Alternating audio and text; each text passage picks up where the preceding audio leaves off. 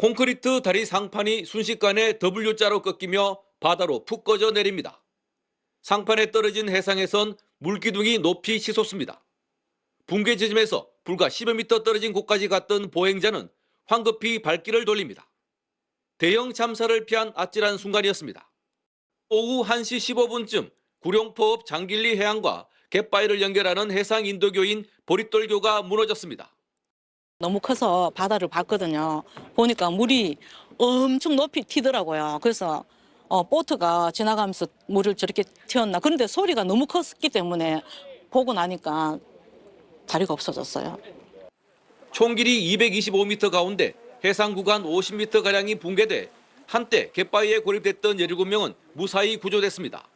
진짜 깜짝 놀랐습니다. 이게 만에 하나 저희가 거기 있었다면 저희가 크게 사고를 당할 뻔했기 때문에. 사고 현장 주변엔 낚시공원이 조성돼 평소에도 낚시객과 관광객이 많이 찾는 곳입니다. 이 때문에 소방당국과 해경이 여러 차례 수중수색을 했지만 인명피해는 없었습니다. 문제는 사고 원인입니다. 사고가 난 다리는 2013년 완공됐고 2024년 안전진단에서 C등급을 받아 지난해 일부 상판과 교각을 보강했습니다. 보강 공사를 마친 지 1년밖에 안 돼 맥없이 무너져 내려 부실공사 의혹이 강하게 제기됩니다. 포항시는 관내에 건립된 해상 교량을 비롯해 유사 해상 시설을 폐쇄하고 안전 점검에 들어갔습니다. TBC 양병훈입니다. 서울 용산구 동작대교 북단의 진입로 구간. 다리를 건너기 위해 하루에도 수많은 차량들이 오가는 곳인데 안전성 확인을 위해 구조물 개측 중임을 알리는 서울시 안내 푯말이 한켠에 붙어 있습니다. 이렇게 진입로 교각의 두 부분이 연결되는 지점인데 보시면 이렇게 단차들이 생긴 것을 보실 수 있습니다. 직접 재보면 길이가 한 10cm 정도 되는 것을 보실 수 있습니다. 이달 초 서울 강남구 성수대교 진입로에서도 9cm가량의 단차가 확인돼 시민들의 신고가 이어졌는데 한 달도 채 안 돼 다른 다리에서도 비슷한 길이의 단차가 발견된 겁니다. 서울시는 두 다리 모두 모래나 흙 위주의 지반이 조금씩 소실되면서 단차가 발생한 것이라고 설명했습니다.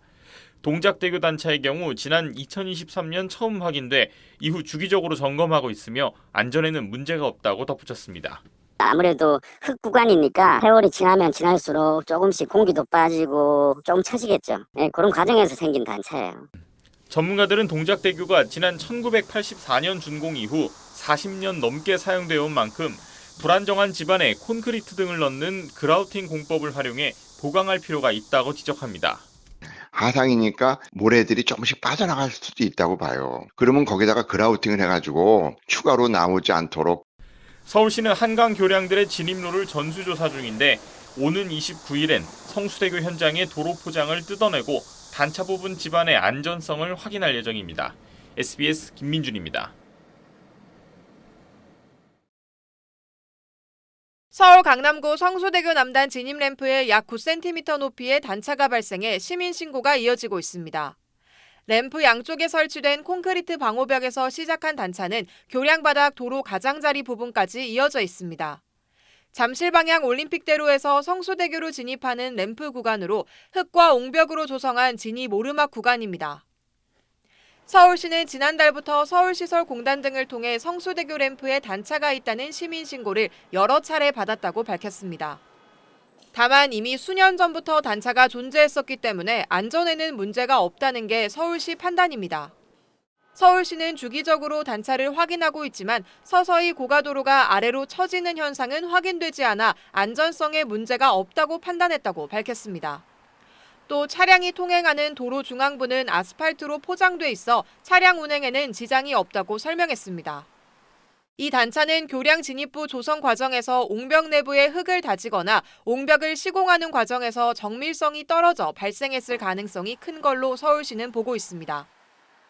하지만 일각에서는 과거 성수대교 붕괴 사고와 최근 서소문 고가 붕괴 사고 등을 거론하며 단차의 원인을 면밀히 확인해야 한다는 우려가 나옵니다. 전문가들은 단차는 1에서 2cm만 돼도 문제라며 정밀 안전 진단을 검토해야 한다고 지적했습니다. 앞서 지난 1994년 10월 성수대교에서는 붕괴 사고가 발생해 49명의 사상자가 발생하는 최악의 참사가 벌어졌습니다. SBS 정다은입니다. 1989년 건설된 경기 이천시의 매곡교입니다. 다리 상판 곳곳에 균열이 있고 아스팔트는 부풀어 오르거나 구멍이 뚫려 있습니다. 다리 밑으로 내려가 보니 철판이 부식돼 내부 구조물이 드러나 있고 균열을 메운 흔적들이 곳곳에 있습니다. 지난 2023년 정밀 안전 진단에서 즉각 사용 금지와 보강, 개축이 필요한 2등급을 받았습니다. 이렇게 방치해 두고 있다 보면은 이번에 사고 난 것처럼 그런 일이 있을까봐 진짜 불안하죠. 안전진단에서 2등급을 받은 경기 이천의 매곡교인데요. 이렇게 옆에서 보게 되면 육안으로 보기에도 다리가 휘어진 모습이 명확하게 식별됩니다. 붕괴 전 서소문 고가차도처럼 상판이 내려앉은 겁니다. 하지만 이천시는 통행 차량 크기만 제한할 뿐 차량 운행을 금지하지 않아 3년째 다리 위로 차량들이 다니고 있습니다. 안전진단 업체들은 얘기했을 때 통행 제한 시설만 하고 소형 차량만 통행하는 거는 지장 없다라고 확인하고 수시로 점검 상태 파악하고 있거든요. 전문가 의견은 다릅니다. 만약에 그 상태에서 무너졌다, 그러면 당연히 대형 인명피해가 발생할 수 있는 그런 현재 교량이거든요. 이것은 바로 사용을 지금 당장 갖다가 폐쇄를 시켜야 되는. 매곡교나 서소문 고가차도처럼 준공 후 30년이 지난 교량 등 노후 공공시설물은 재작년 2만 7천여 개에서 지난해 2만 9천여 개로 늘었습니다.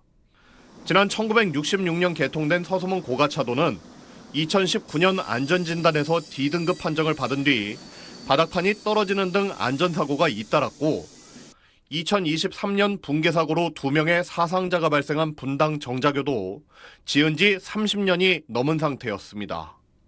안타까운 사고를 막기 위해선 노후 교량에 대한 땜질식 보강보다는 적극적인 사용 중단 결정 등 신속한 대처가 필요하다는 목소리가 커지고 있습니다. SBS 윤나라입니다.